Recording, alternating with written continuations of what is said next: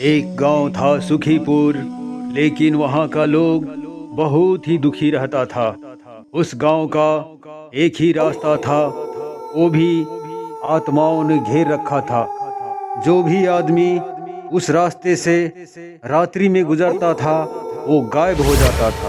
अगले दिन दो आदमी गया था शहर काम से। आते समय ये रास्ता कितना भयानक लग रहा है। देखो, अंधेरा होने से पहले ही हमें यहाँ से निकल जाना चाहिए। मैं अकेला इस रास्ते से नहीं आ सकता हूँ, मुझे बहुत डर लग रहा है। अरे डरने की कोई बात नहीं, चलते रहो। कुछ दूर चलने के बाद रात हो जाता है।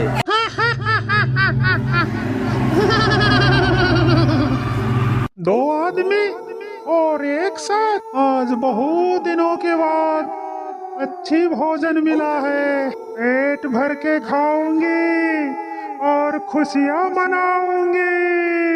हाँ।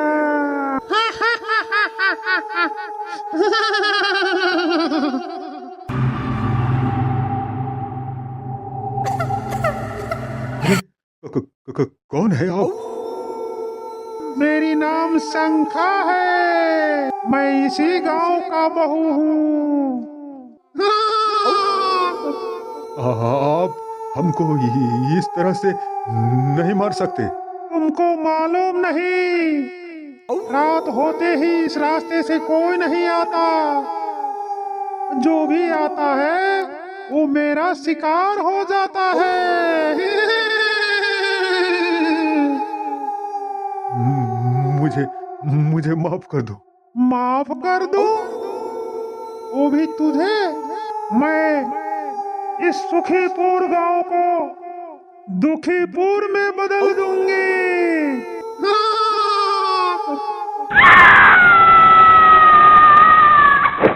इतना कहने के बाद दोनों आदमी गायब हो जाता है। अगले दिन मुखिया जी, कल मेरा पति शहर गया था लेकिन अभी तक नहीं आया और कोई अता पता भी नहीं है। अरे शायद कोई काम से शहर में रुक गया होगा। मुखिया जी, मेरा भी बेटा कल शहर गया था लेकिन अभी तक वापस नहीं आया है। मुझे बहुत डर लग रहा है मुखिया जी। अरे तुम लोग चिंता मत करो, मैं अभी पता लगाता हूँ कि वो लोग के साथ क्या हुआ है। अभी तुम लोग जाओ। वो दोनों वहाँ से चला जाता है। अरे हाँ सुनो, तुम दोनों शहर की तरफ जाओ और पता लगा कर आओ कि रामू और फेंकना अभी तक वापस क्यों नहीं आया। ठीक है मुखिया जी, हम दोनों आदमी अभी जाता हूँ। तभी दोनों आदमी शहर के तरफ गुमशुदा आदमी को ढूंढने के लिए जाता है, पर कहीं कोई अता पता नहीं मिलने के बाद भूखा प्यासा वो दोनों आदमी घर वापस आता है। तभी देखो भाई, हमको बहुत डर लगता है। अरे भाई क्या बोल रहा है, तुम चुप करो।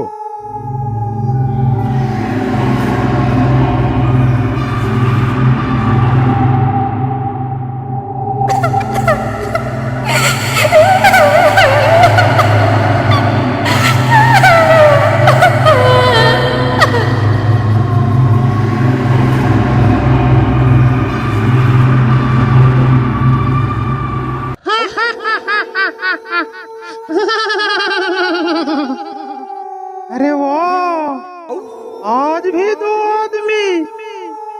हाँ,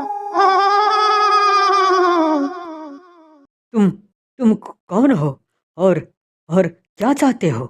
मेरे नाम शंखा है, मैं इस गांव का बहू हूँ। आज मैं तुम दोनों को देखकर बहुत ही प्रसन्न हूँ। तुम्हें नोच नोच के खाऊंगी और खुशियाँ मनाऊंगी, नाचूंगी, झूमूंगी। मुझे मुझे मुझे माफ कर दो, माफ कर दो मुझे। माफ कर दो? आज तक मैं किसी को माफ नहीं किया हूँ, तो तुझे कैसे माफ करूंगी?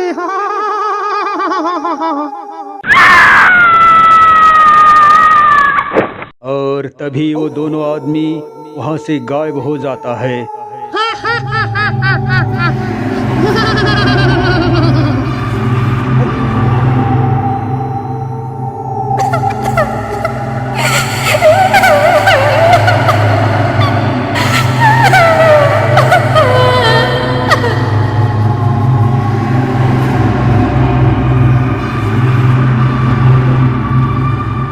अगले दिन वो दोनों आदमी नहीं पहुंचने पर मुखिया सारे गांव वालों को इकट्ठा करता है और गांव से न जाने कितने दिनों से आदमी गायब होता जा रहा है।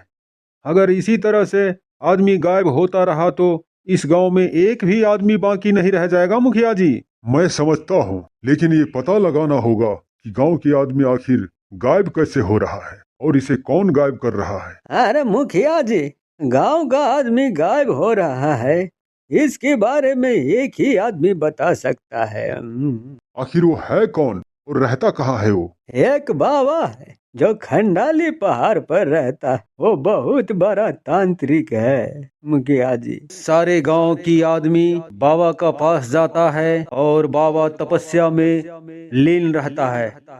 बाबा, मैं सुखीपुर का मुखिया आपकी चरणों में प्रणाम करता हूँ। कुछ देर के बाद बाबा का ध्यान टूटता है और मैं जानता हूँ कि तुम लोग कौन हो और मैं ये भी जानता हूँ कि तुम लोग इस काम के लिए आए हो। दिन प्रतिदिन गांव से आदमी गायब हो रहा है और ये आदमी कहाँ जाता है, कैसे गायब हो जाता है, ये किसी को भी नहीं पता। देखो राजन, तुम चिंता मत करो, मेरे पास आए हो तो सब कुछ ठीक हो जाएगा। वो कैसे बाबा? राजन, तुम्हारे सुखीपुर गांव का एक ही रास्ता है और वहाँ भूतों ने डेरा डाल चुका है। थोड़ा होम जाप की व्यवस्था करना, मैं अमावस की रात में जरूर आऊंगा और आज से गांव का कोई आदमी रात्रि वो रास्ते से नहीं जाएगा और आप लोग जा सकते हैं। ठीक है बाबा, मैं चलता हूँ। अमावस की रात बाबा और कुछ आदमी को लेकर उसी रास्ता पर होम जाप करने के लिए जाता है। जय शंभू। ओम स्वाहा।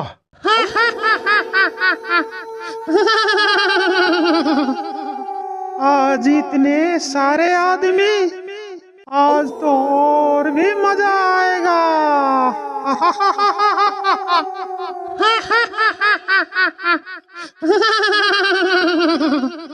तुम कौन हो? मेरा नाम शंखा है। मैं इस गांव को शमशान में बदल दूंगी।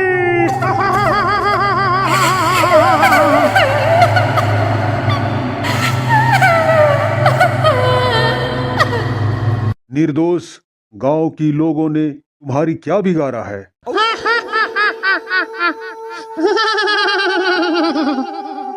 तांत्रिक, आज से 50 साल पहले मैं इस गांव में दुल्हन बनकर आई थी।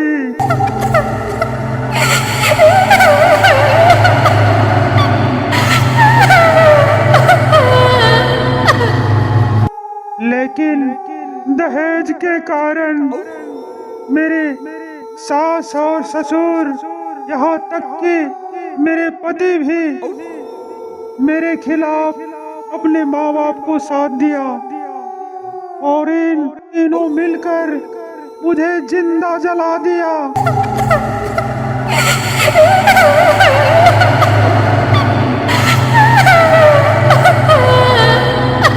सारे गांव वाले के सामने, लेकिन एक भी गांव वालों ने इसके खिलाफ एक शब्द भी नहीं बोला और सब मुझे जलते हुए देखकर खुशियां मना रहा था, तमाशा देख रहा था।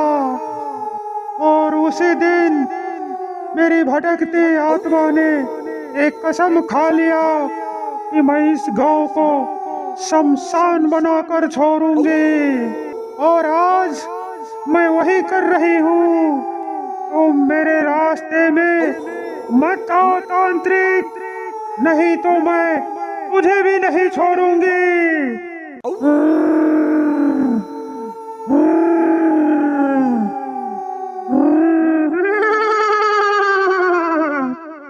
ठीक है, मैं जानता हूँ कि तुम्हारे साथ अन्याय हुआ है, लेकिन इस गांव की निर्दोष आदमी को क्यों अपनी चपेट में ले रही हो?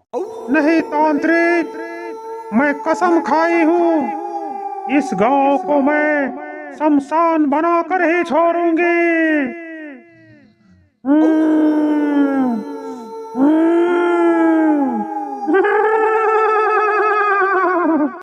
शंखा, बहुत हो चुका तुम्हारी तांडव। अब अपनी कर्मों का फल भुगतने के लिए तैयार हो जाओ। नहीं तांत्रिक,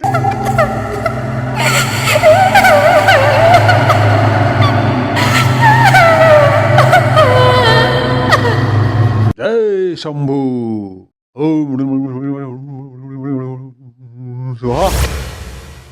देखो राजन, इस प्रेत आत्मा को मैं अपने बस में कर लिया हूँ। मैं इसका दाह संस्कार करके इसे प्रेत आत्मा से मुक्त कर दूंगा और आज के बाद ये कभी भी इस गांव वालों को तकलीफ नहीं देगा।